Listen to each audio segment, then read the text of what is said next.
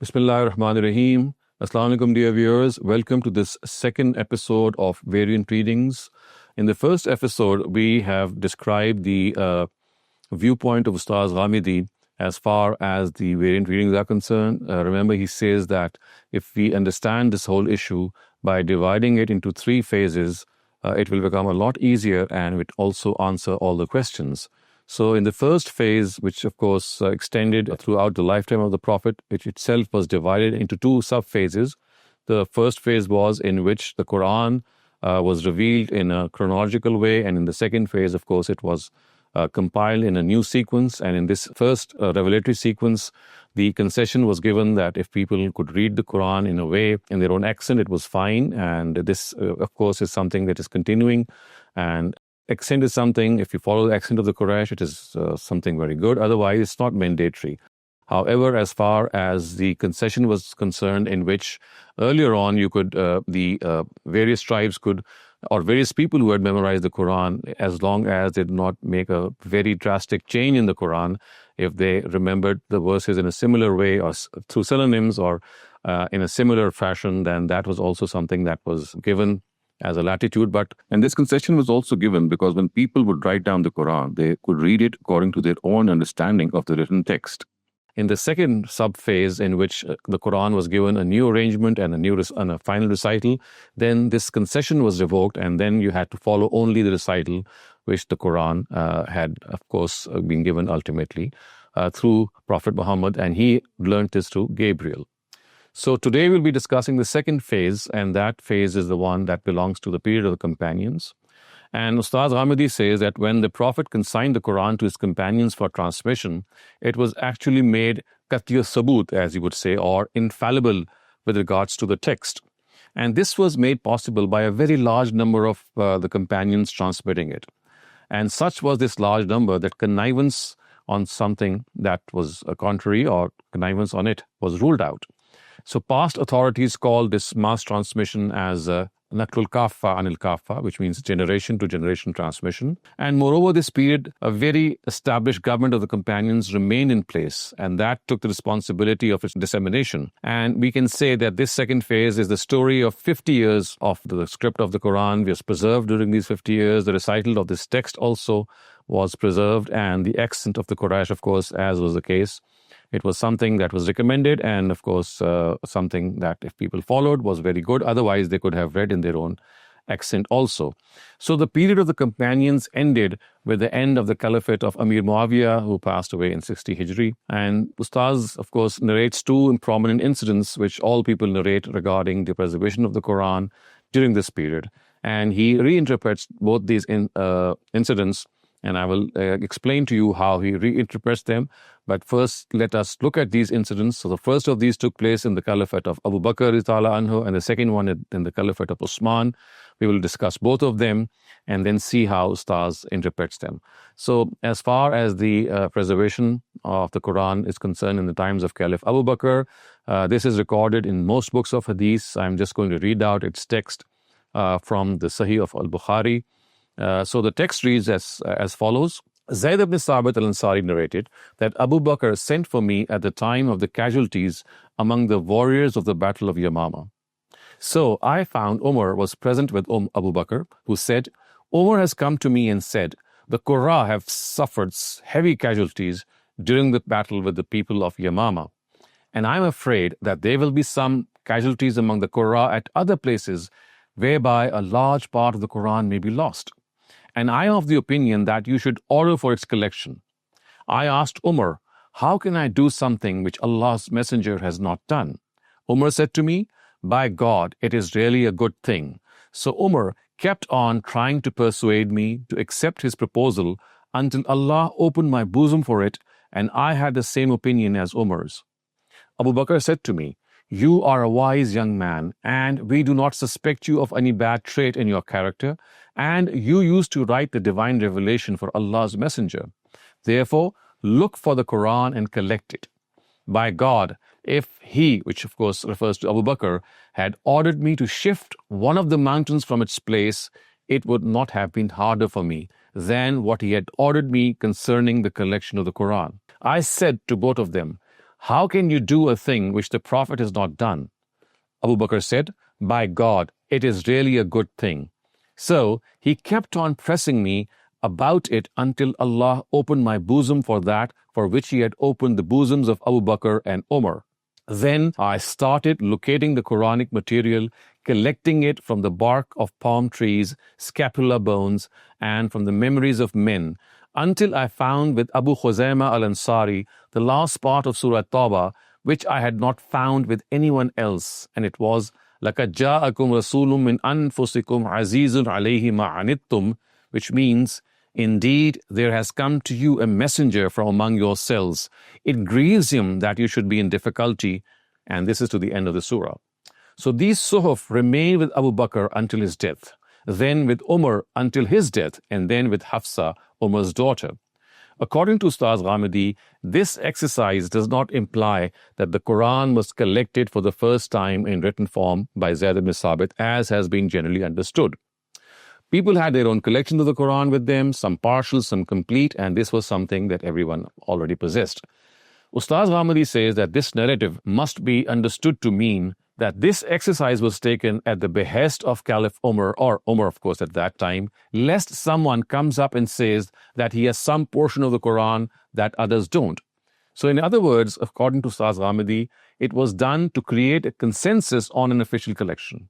So much so, a person like Abu Khuzaima, who had only one portion written down separately, he too should not come up later and say that something was not recorded.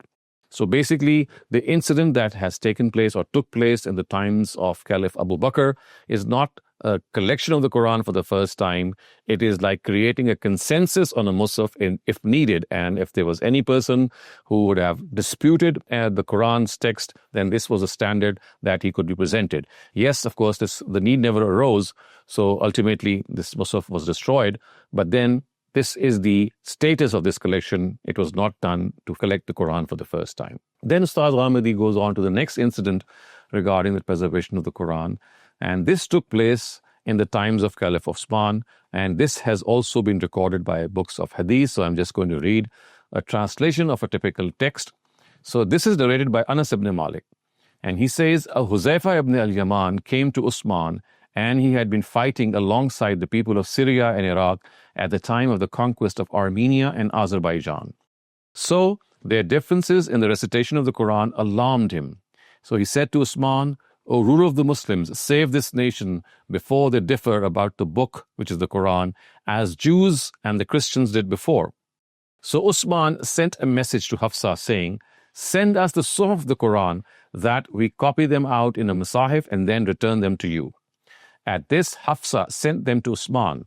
Usman then ordered Zayd ibn Sabit, Abdullah ibn Zubair, Sayyid ibn al-As, and Abdul Rahman ibn Haris to copy the Suhuf in Masahif.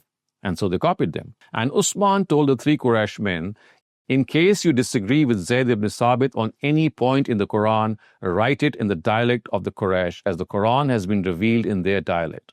So they did so, and when they had copied the Suhuf in Masahif, Usman returned the Suhuf to Hafsa. Usman sent to every territory one copy of that they had copied and ordered that all other Suhuf and Masahif be destroyed. And Ibn Shihab Zuhri narrated, this is some narrative that has been recorded adjacent to this original narrative. So Ibn Shihab Zuhri narrated from Kharja bin Zayd, who narrated from Zayd ibn Sabit. And what was that? He said that I did not find a verse from Surah Ahzab when we made copies of the Quran, and I used to hear Allah's Prophet reciting it. So we searched for it and found it with Khuzaima ibn Sabit. And the verse was, Min al-mu'minina rijalun sadaqu ma ahadullah alayh, which means among the believers are men who have been true in their covenant with God. And this is verse 23 of Surah Ahzab, the 33rd surah. We then inserted this verse at its place in its surah in the Mus'haf. Some narratives provide additional information regarding the script of a word that was written in the time. For example, the Tirmidhi says that he recorded just after he quotes the above narrative through his own chain, on Tirmidhi, he says that Ibn Shihab Zuhri said that on that day, they differed between a tabut and a tabuh. So the three Quraysh members of the committee opined that a tabut is the correct script of the word, while Zayd said that it is tabuh. Their difference of opinion was thereby referred to Usman, who said, write tabut, because the Quran has been revealed in the dialect of the Quraysh. Now, according to Ustaz Ghamidi, this exercise was meant to create a uniform script of the Quran and have all the other copies abandoned. So Sayyid ibn al-As, who was very adept in Arabic, was sought help from. So Mujahid reported that Usman ordered Ubay ibn Ka'b to dictate, Zayd ibn Sabit to write, Sayyid ibn al-As and Abdurrahman ibn Haris to correct the text, the written text, of course. So this fixed the script of the Quran. In other words, the script of the Quran was totally fixed by this exercise of Usman, that no other script should be used and this script should be written according to the dialect of the Quraysh. Of course, the accent was something that was still allowed. The leverage was there if people would have wanted to read the Quran in the accent of the Quraysh or the Arab accent, that was something there. But then this is something that was left to their discretion. The recital of the Quran, of course, was done through memorization, and we know that this was something that was reported through the Tabi'un. So the Tabi'un gave their own report regarding what was the status of the Quran in the times of the Sahaba. So in this regard, there are some citations which Ustaz Ghamidi has made, and I will refer to those citations as well. So for example, Abu Abdurrahman al-Sulami. So about Abu Abdurrahman al-Sulami, Abu Bakr ibn Mujahid, the first person to have selected the 7 canonical readings, he has specified that he taught the very reading on which Usman had striven to gather the Ummah on. So this is the verdict, or this is the opinion of Abu Abdurrahman al-Sulami, and he writes, and what he says is that the reading of Abu Bakr, Umar, Usman and Zayd ibn Sabit, and that of all the Muhajirun and the Ansar was same. They would read the Quran according to Al-Qira'atul Amma. This is the same reading which was read out twice by the Prophet to Gabriel in the year of his death. Zayd ibn Sabit was also present in this reading, and it was called Al-Arda al-Akhira. It was this very reading that he taught the Quran to people until his death. The second citation is regarding Abu Abdurrahman al-Sulami, and that is, the first person who taught the reading in Kufa on which Usman had gathered the people was Abu Abdurrahman al-Sulami. And then Samura ibn Jundub, a companion of the Prophet, while referring to this Al-Qira'atul Amma, says that the reading of the people is according to Al-Arda al-Akhira. And it is reported, so the words are, Samura ibn Jundub said, the Quran was read out to God's messenger many times. So people would say, indeed, this reading of ours is that of Al-Arda al-Akhira. Next comes the testimony of Abda ibn Amr al-Salmani, who died in 72 Hijrah. He was a Kufi Tabi'i, or a successor, and while alluding to this Al-Qira'atul Amma, he reports that people are reciting the same reading in his times that was presented to the Prophet by Gabriel in the year of his death. And how did he report this? The words are, Abida said, the reading on which the Quran was read out to the Prophet in the year of his death is the same according to which people are reciting the Quran today. So we have the testimony of the Tabi'un telling us that they received the same Quran from the Sahaba in their own period that was actually read out in Al-Arda al-Akhira. So now we have the testimony of Muhammad ibn Sirin. He was a Mawla of Anas ibn Malik and a Basran jurist of his times, and he regards the reading of his times to be the same as that of Al-Arda al-Akhira. And his words are, Gabriel would present the Quran before the Prophet each year in the month of Ramadan. However, in the year he died, Gabriel presented the Quran to him twice. Hence, I believe that our reading is that of the Al-Arda al-Akhira. So, as far as the lehja or the accent was concerned, we know that this was something that the Quraysh, the lehja or the accent of the Quraysh was to be followed as a recommendation, but not as a mandatory thing. So all in all, this is the second phase of the companions in which these two incidents took place, and they did not in any way warrant the fact that the Quran was being recorded for the first time, or that it was to be something that was done for the first time at all. In the case of Abu Bakr's collection, it was like creating a consensus on a Musaf, and in the case of Caliph Usman, it was of the nature of creating a final script of the Quran, a script that would be followed by all, and hence the term Musaf al-Usmani, or that tells us that basically it was he who had fixed the script of the Quran, after which any other spurious scripts were destroyed, or the Masahib that were written in other scripts that were not authentic or not the actual Quran were not accepted in any way, and they were totally destroyed. And then we get the testimony of the Tabi'un on the era of the Prophet's companions, that whatever they read was the Quran that was given to them in the times of the Prophet himself, and that is, of course, the Al-Qira'atul Amma that was given to them in the Al-Arda Al-Akhira. So this brings us to an end to the second episode. Inshallah, in our next episode, we will look at the fourth phase, which is the phase of the Tabi'un. And until then, akhiru da'wana, alhamdulillahi rabbil alameen.